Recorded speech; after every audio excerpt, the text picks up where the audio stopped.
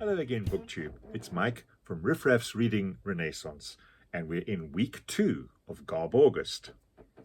I wanted to report back on my progress, and of course the theme this week is shock value. So of all the books I collected for GarbAugust, I kept the most shocking for this week. My first book this week I became aware of courtesy of Greg from Another Bibliophile Reads. He did a series on odd books, and this was one of the ones he read, and I couldn't resist the temptation to give it a try. And this is Bear by Marian, Engel. It's a controversial Canadian novel written in 1976, and it won the Governor General's Fiction Award. Some say it won it because of the controversy. The judging panel consisted of people like Margaret Atwood and Alice Munro. It's a book that once you get used to the conceit, there's a lot of hidden treasures beyond. The story is one of Lou, a lonely librarian, who goes to a deserted island off northern Ontario because the foundation she works for has been left a property, a large mansion, with a massive book collection inside, and it's her job to catalogue the books. While she's there, she discovers a bear who lives on the property. This book is a study in loneliness, a study in solitude, and a study in desire. There's a lot more to it. It's about a quest for belonging, and there's the matter of a relationship with a bear. Lou finds a bear, has a relationship with the bear, and things get strange. But there's a lot more to the book than simply that salacious hook. As Lou catalogues the books, she finds notes left behind in them from the previous owner, and each of these notes is an exploratory history or a scientific explanation about the bear. So as she catalogues the books, she gets to understand the bear a little bit more. I have to say that for me was a bit of a throwback to the Moby Dick idea, where every now and then the story would deviate to tell you a little bit of encyclopedic knowledge. But I must assure you, the deviations in this book are less than half a page each, unlike Herman Melville's Moby Dick. But to get back to the story, it's a beautifully written book. The prose is emotionally powerful, and I want to read you a very short extract just to emphasize that point, because this is not, despite qualifying as a trashy novel because of the premise, and I could show you some of the marketing covers that were used other than this rather sedate one that I've got, but unlike that sort of marketing hook of, a salacious book about a relationship with a bear, the actual writing is rich. Let me read. Yet when the weather turned and the sun filtered into even her basement windows, when the sunbeams were laden with spring dust, and the old tin ashtrays began to stink of a winter of nicotine and contemplation, the flaws in her plodding private world were made public, even to her, for though she loved old shabby things, things that had already been loved and suffered, objects with a past, when she saw that her arms were slug-pale and her fingerprints grained with old ink, that the detritus with which she bedizened her bulletin boards was curled and valueless, when she found that her eyes would no longer focus in the light, she was always ashamed, for the image of the good life, long ago stamped on her soul, was quite different from this, and she suffered in contrast. That's a bit of a description about the loneliness of Lou. There's a lot going for this book, despite the fact that it is such a strange premise. The bear throughout is a real bear, not a human. There's no attempt at anthropomorphism. It's a real bear, and his view of the relationship may well be very different from Lou's view of the relationship. It's a great read if you can handle the premise. It's a journey of self-discovery, and I would strongly recommend it. In terms of our bingo points, I think I can claim 4 points for this book. 1 for category romance. Yes, really. 2, obviously, for the killer animal. 3 for the green on the cover for Pax. There you go. And finally, for a bonkbuster. believe me. For my second book of the week, I'm not choosing the well-known Lolito, which I'm sure everyone is familiar with, but I am choosing a book very similar to Lolito. It's actually called Lolito, and it's by Ben Brooks. This is a retelling of the Nabokov tale in the modern era, but entirely stood on its head, because your protagonist is a 15-year-old boy, Edgar Allison, who has shades of Holden Caulfield to him. And the book is about his relationship through an online chat room with a 40-something-year-old woman called Macy, who is in an unhappy relationship. And she has shades of Mrs. Robinson from The Graduate. Obviously a controversial structure to the book, but it's masterfully written, and it very effectively captures the chaotic, devil-may-care, crazy nature of teenage youth, and how when Edgar's girlfriend Alice cheats on him, his whole world turns inward and he feels alienated, vulnerable, disillusioned, and he looks towards the digital space to resolve his issues, and that's how he comes into contact with the equally unhappy Macy.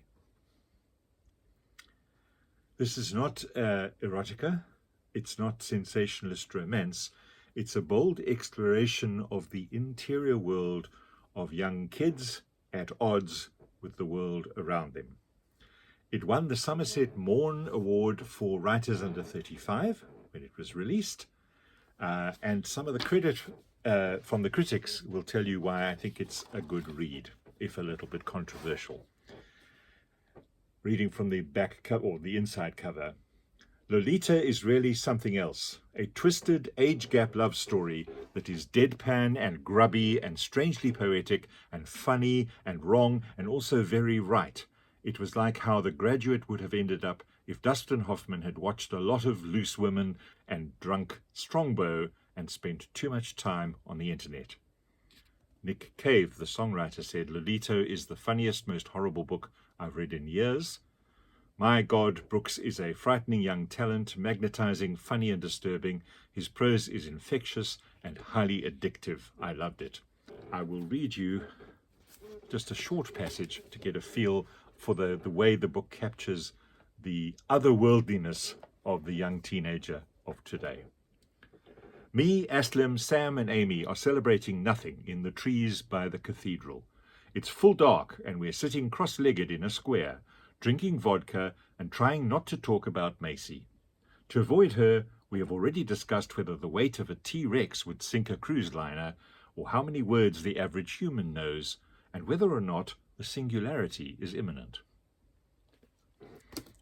Without spoiling the story, that gives you a little feel for the writing itself. It's a very interesting book. It's a quick read. And if you've read Lolita beforehand, of course, that gives you an advantage in understanding the construction of the idea of the book. So in terms of the ever-present bingo card, I'm looking to claim 3 points here. 1, for you wouldn't read it on the bus, which I think it qualifies for. Secondly, for young adult trash, because it's clearly a story about the younger generation and their travails. And finally, I'm going to claim the point for men's adventure, because that's exactly what happens to the young 15-year-old Edgar. So, that's the second book of the week, Lolito by Ben Brooks. In looking for books for week 2 shock value, I was also trying to ask myself how I would challenge the bingo card category of not a book. And I think I may have solved it in finding this, which may look like a book, but in fact it's not. It's called The Lure of the Limerick. And as you can see from that bawdy illustration on the cover, it is in fact the complete and original edition. Here for the first time in paperback is W.S. Baring-Gould's completely unexpurgated collection of limericks, a magnificently bawdy feast for the unshockable. The limerick can claim to be England's only verse form, and yet there has been surprisingly little examination of its history, due, no doubt, to the salacious concentration on the anatomical. For those who simply delight in the limerick's wit and playful earthiness, this book is essential reading. The text is lavishly illustrated with drawings by Aubrey Beardsley, Adrian Domin, and Edward Lear. This is ribald, raunchy, and risque, but oh so witty and clever. There's not a lot one can say about this book, except perhaps to dive in and read a few examples. The contents page describes the sections of the book as Part 1, the lore of the limerick. Part 2, the limerick from A to Z. Part 3, the literature of the limerick. So, I will randomly, not entirely randomly, of course, it's a family show, but I will semi-randomly select some examples from the book that I may be able to get away with, given that it's shock value week. A mathematician named Hall had a hexahedronical ball, and the cube of its weight times his pecker plus 8 is his phone number. Give him a call. Here's another one. A baritone star of Havana slipped horribly on a banana. He was sick for a year, then resumed his career as a promising lyric soprano. There was an old man in a hearse who murmured, "This might have been worse. Of course, the expense is simply immense, but it doesn't come out of my purse." The cleverness is in this, with very sexy illustrations as you go past. I've tried to select a few that are ribald, but not disgusting and not offensive, so we don't lose too many subscribers in the process. Here's another one. There was a young lady named Maud, a sort of society fraud. In the parlour, 'tis told, she was distant and cold, but on the veranda, my God!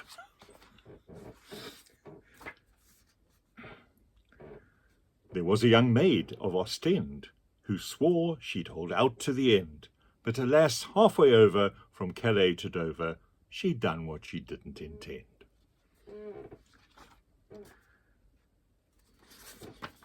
And finally, there was a young girl of Penzance who decided to take just one chance, so she let herself go in the arms of her beau, and now all her sisters are aunts. That's the sum of it. With illustrations, it's a shockingly good book, let's put it that way, and I will claim 1 point on the bingo card for something I'm describing as a collection, not a book. My last book this week is called Erotica for Beginners. It's a fascinating little book, and of course it's full, if I show you very briefly, of lots of salacious pictures, and if you didn't see those, that's sort of the whole point.